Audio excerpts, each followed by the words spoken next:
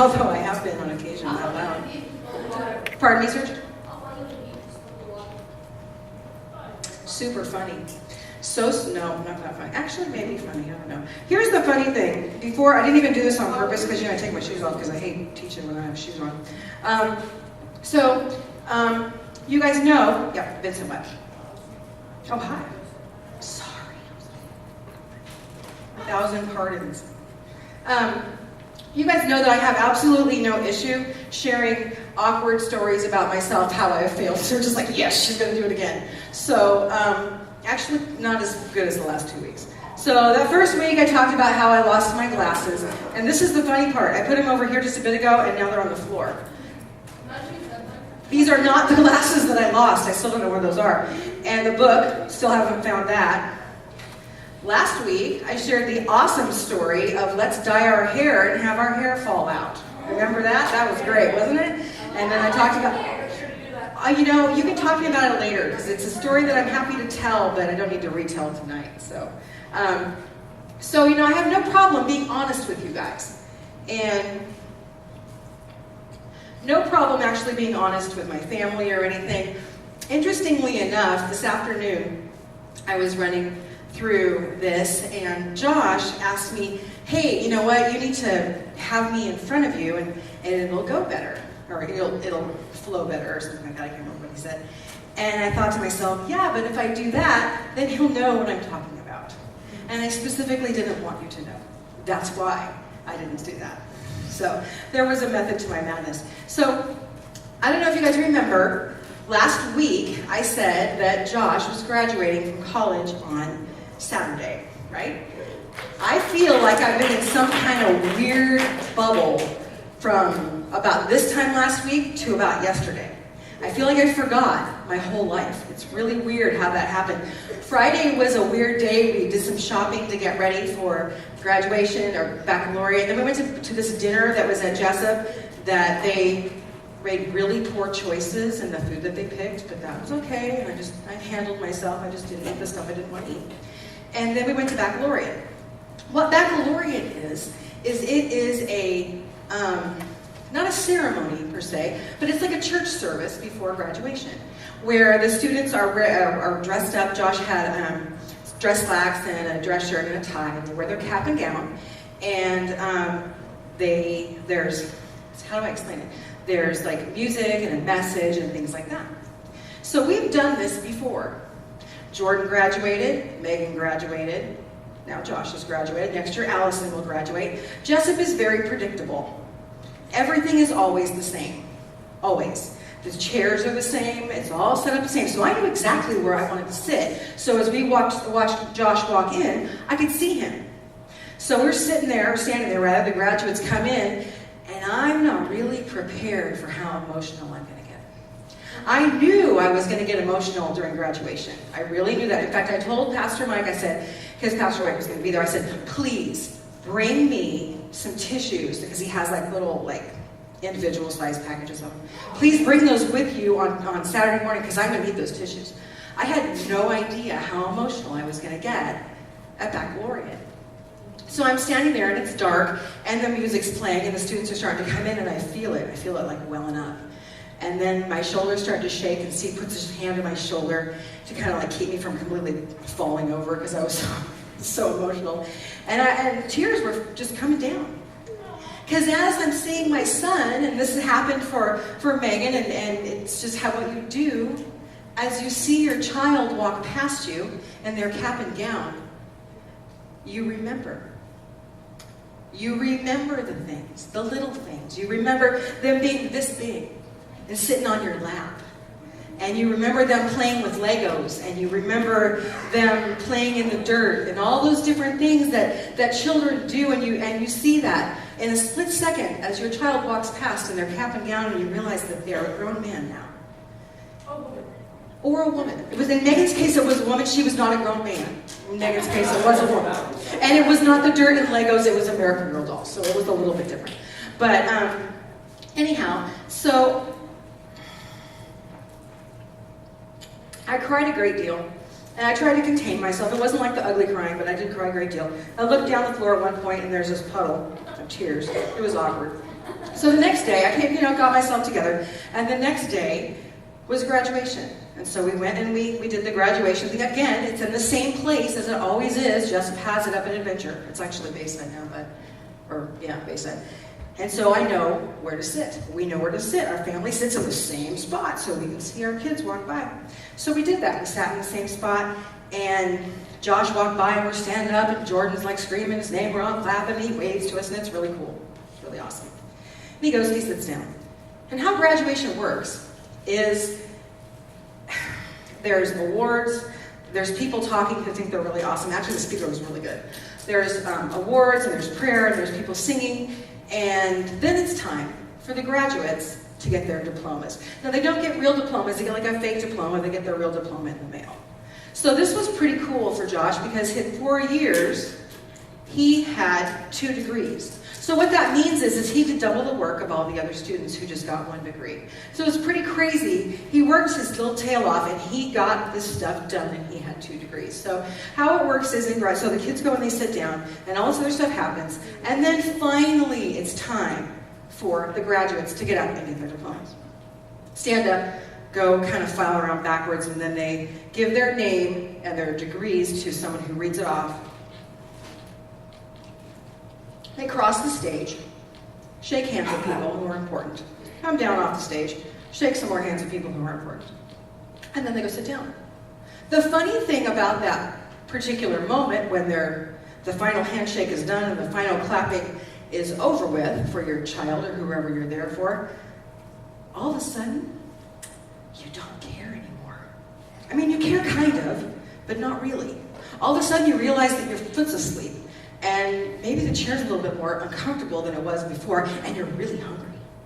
And all these things are going through my head, and I realize, oh my goodness, we have 1 million more students to go through this. Not literally 1 million, but a lot. So as I'm listening to the students going through, and their names are being called, and their degrees are being called off, I thought to myself, what made them choose the degrees that they wanted, that they strived for? I know what Josh's thought processes were, but it made me wonder, what was in their head? And it also brought to mind that when I was in high school, there was a test that we took when I was a junior, and you bubbled in the different things that you were interested in. It would spit out the careers that you were best for. And mine spit out teacher and florist, which is kind of funny because I ended up teaching my kids, and I also ended up having a floral business for a while too. So that's kind of funny. Here at the church, we do things as a staff kind of like that. We take tests to see occasionally, to see what our strengths are, to see what we're good at, to see perhaps if maybe Isaac is better at something than I am, and I'm better in a different area than he is, or Jordan is better in a different area than Pastor Mike is. And so we can all work together for a common goal. We can all unify together to get the job done. That actually works just as well in the Bible. And it works when we talk about evangelism. Because that's what we've been talking about. We've been kind of not dancing around it, but talking about it a little bit for the last 2 weeks. Tonight we're actually going to talk about what that means for us as Christians. What does that mean to be an evangelist, and how does that even work? I'm going to pray really quickly, and then we're going to dive into what God has for us tonight. God, I thank you so much for the blessings that you have given our family, for the miracles of college that we did not expect, for so many things that you do for us, for this opportunity for me to be up here teaching these students. Lord, I am so grateful and so blessed to be able to do this. I just ask that you would speak through me, Lord, to say the things that you need to be said to the students that need to hear them. And I just thank you for who you are and what you do for all of us every day. And I pray all these things in the strong name of Jesus, and all God's people said. Amen. Okay, so first week, real quick, I can't see the clock. First week, we talked about loss. Remember, that was when I talked about my glasses being lost and the book being lost. We talked about people who are lost and how can we meet them where they are. And it was like, make sure that you take your time with them. Make sure you understand where they come from, that kind of thing. Second week, which was last week, we talked about people who were fake. The Pharisees who are a do as I say and not as I do kind of attitude. okay? Then I talked about how I wanted to have a different color hair, and it was kind of fake hair, and then my hair fell out, which is funny, actually, now. It wasn't funny at all then, but it's funny now. Tonight, we're going to talk about evangelism. And it's funny, because anytime I heard the word evangelism, growing up, or even in my early 20s or whatever, I would think, oh my gosh, I am so happy that that does not fall on me. I don't have to evangelize. I don't have to do that. You know why? Because whoever's standing up here on Sunday morning, that's their job. It's not my job. I don't have to do that. That's the pastor's job, and I'm not a pastor, so I don't have to do that. I thought that for years and years and years. The funny thing is everybody is an evangelist. Everybody. It's all of our jobs. Evangelism is for everybody. And once you realize that, and know that it's part of your job as a Christian, you can gain some ownership with that. And it's a weird thing. I mean, it's a scary word, evangelism. I mean, for me it always was. I was like, I don't want to talk to people. I don't want to talk to people. But what's in actuality, I love to talk to people. I talk to people all the time. People I don't even know. I'm going to go ahead and use the Bibles that you guys have tonight because the verses are a little bit easier out of here, so I have page numbers for you if you want that. And I'm going to put my glasses on so I can actually read it. So Jesus tells us to, tell people about him. That's what he wants us to do. Ooh, that's tricky. Ooh, it went in. Awesome. Okay, cool.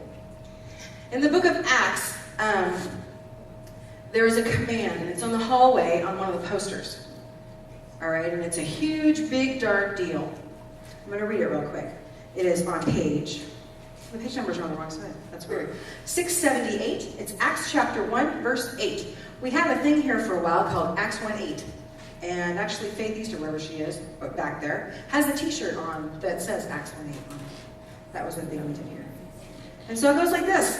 I'm going to read the second half of it. And you will be my witnesses telling people about me everywhere, in Jerusalem, throughout Judea, in Samaria, and to the ends of the earth. My shirt says that, to the ends of the earth. Megan made that. Pretty cool. My shirt, to the ends of the earth. It's funny when you read this the first time. You're like, well, okay, cool. There's 3 different towns here, and I bet they're all kind of close together, so maybe I don't need to talk to everybody in the whole wide world, even though it says to the ends of the earth. What you have to understand with this is this was their whole world, these people. They didn't have Google Maps. They didn't know how to do that. This was their world. There was none of the exploration that you guys have learned about in school. None of that had happened yet. Yes, sir. Evangelism, talking to people about Jesus. It's totally a big, long word that means something a little small. The other thing about this, I was talking to Josh about this afternoon, and in between eating Cheetos, which was also very delightful, but not the hot kind. Yeah, no, we had a whole drama with that. I got it in my eye, and it was all ugly. Anyway, so I was talking to Josh about this because Vincent, yes, sir. I remember doing really, really hot sauce. In your eye once? Because I had it in my fingers. My brother said, "Don't rub your eye." Yeah. And I rubbed my eye, and my eye was. It's all bad when that happens, isn't it? All right, back to this. So you have 3 towns here. You have Jerusalem, Judea, and Samaria. It's interesting to look at these a little bit deeper because the people in Jerusalem would have been the people that would have been receptive to Jesus. They would have been okay with it. They would have been fine with it. Almost like if they were your friends. If you got 3 groups of people, the first group would be more like your friends. Okay? Judea, or Judea, depends on how you want to say it, would be like acquaintances. People you kind of know, but don't know really well. The people in Samaria would not have gotten along at all with Jews, and so they would be the people that hate you. And there are people like that in the world that hate you, and that's just how it is. So what Jesus is saying is he wants us to go out as a people group, as people who worship him and follow him, and talk to our friends, and talk to the people we might not know very well, and then also talk to the people who don't like us. And that's the most difficult kinds to talk to people that don't like us very well. It makes you feel kind of awkward, kind of weird. What you guys got going on over there, Zayna? Okay. The thing with evangelism, it is for everyone, right? We're all supposed to do it. But it's important for us to do our part with it. So you need to do your part when it comes to evangelizing, talking to people about Jesus. And it's very easy, very, very simple. I've done it 1,000,001 times, 10 times over, to say, I don't have the skill set for that. There is no way that I have the skill set to talk to people about Jesus. I have said it to my children over and over and over again. There is no way I can do that. You know why? Because I didn't go to school for that. You guys went to school for that. I didn't go to school for that. I don't know that. I don't have that knowledge. That's not necessarily the case. It's not necessarily how things work. Lucia, what you got in your hand? You put that on the ground, please? Thank you. God tells us God gives us different gifts, okay? And they are a skill set that help us to evangelize. That's what they do. On page 708, we're going to look at the next thing on page 708, Romans 12. Okay? Romans 12, verse 6 through 8. I'm going to go ahead and read it. I never thought about blocking stuff out so I could actually read it with the glasses that don't really work. All right. In His grace, God has given us different gifts for doing certain things well. I love that. Certain things well. It doesn't say certain things in a halfway manner. It says doing it well. So if God has given you the ability to prophesy, speak out with as much faith as God has given you. If your gift is serving others, serve them well. If you are a teacher, teach well. If your gift is to encourage others, be encouraging. If it is giving, give generously. If God has given you leadership ability, take the responsibility seriously. And if you have a gift for showing kindness to others, do it gladly. So God gives us all these different gifts. And your gifts can change over time. I never thought that was actually a thing, that gifts could change over time. When I first started going to church here, I didn't really know how to be connected. I wasn't an adult leader. I didn't know Isaac. I didn't know Jordan. I didn't know Eric. I didn't know anybody, really, except a gal named Gail Hibbs. And she was pretty awesome. She was a friend of mine. She went to church here. And she asked me if I would like to get involved in you guys know the food. If you're here on Sunday mornings, there's food in between services. That's called hospitality. She wanted to know, because she knew that I loved to cook, would I want to get involved in that kind of area of ministry? And I thought, well, I don't have to talk to anybody. I don't have to talk to anybody, and I also don't have to talk to anybody. So I think that would be awesome for me. I don't have to talk to anybody. Because at that point, I didn't talk to anybody. And I was not a kind of person that could do that for some reason at that point in my life. I wasn't very, I wasn't like I am now. Just put it like that. So I did that. And I did the hospitality thing. And then over time, I became a greeter, person that stands at the front door. And then Eric asked me to help out with the high school kids. And then Isaac asked me to help out with the middle school kids. And it just evolved. God's going to give you the gifts you need to get the job done. And He's going to give you the gifts that you need to get the job done well.